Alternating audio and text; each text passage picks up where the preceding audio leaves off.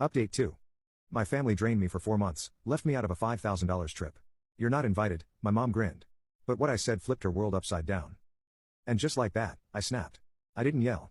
I didn't storm out. I smiled. I nodded. I even offered to print out their boarding passes. And then I made my own plans. See, I'd been quietly transferring money into a someday savings account, a habit I picked up in college when I was too broke to afford therapy. That account had a modest but useful balance. And suddenly it had a purpose. I booked a tiny studio apartment across town, nothing fancy, just clean, quiet, and mine. I scheduled a move-in for the same weekend they were out to sea. But that wasn't the revenge part. No, that came after. You see, for months, the electric, internet, and water bills had all been in my name because you're better with tech stuff, Sloan. So, I canceled them.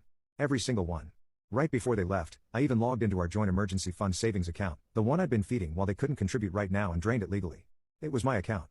Just happened to have their names on it, too. Whoops. I called the landlord anonymously to report an unregistered sublease. Oh, and I left a polite, detailed email to CPS about a household with an unstable couple, inconsistent supervision, and a toddler often left with non-guardians. Was that nuclear? Maybe. But if they wanted to treat me like the help, they should have remembered one thing: the help knows where the fuse box is. Saturday morning came. They loaded up their bags, kissed Cassian goodbye like they were going off to war, and peeled out of the driveway in Dad's borrowed SUV. Xander even had the nerve to say, "Try to get him to nap at noon." He's a mess without his schedule. Cool. He'd be even more of a mess when CPS showed up asking why there was no adult home. Because I didn't stay. I packed my car in the dark, just me, my laptop, my plants, and the dignity I had left. By 5:15 a.m., I was gone. I left no note, no explanation, nothing but a silent house and a toddler who wasn't my responsibility in the first place. And before you ask, yes, I made sure he was safe. I dropped him off at his maternal grandmother's house on the way out of town. She had always offered to help. Now she had the chance. By the time they docked in the Bahamas, the power was out. The fridge had spoiled. The rent was overdue, and their phones were blowing up with calls from the utility companies, CPS, and the landlord, none of whom were amused. And me?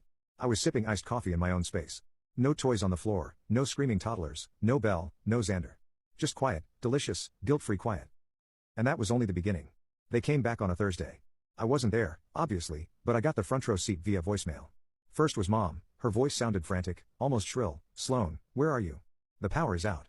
The fridge is spoiled. And there's a notice from the landlord on the door. Call me back now."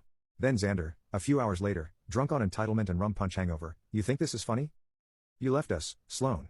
You left us to deal with your mess." Belle followed up with a long, rambling text about how traumatized Cassian was because his safe space was gone and how I was a heartless psychopath who wouldn't understand because I don't have kids. The irony nearly gave me whiplash. I ignored all of them.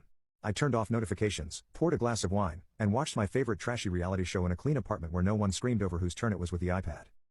But peace never lasts long in my family. 3 days later, I got a knock on my door, not a figurative one, a literal bang, bang, bang at 7:40.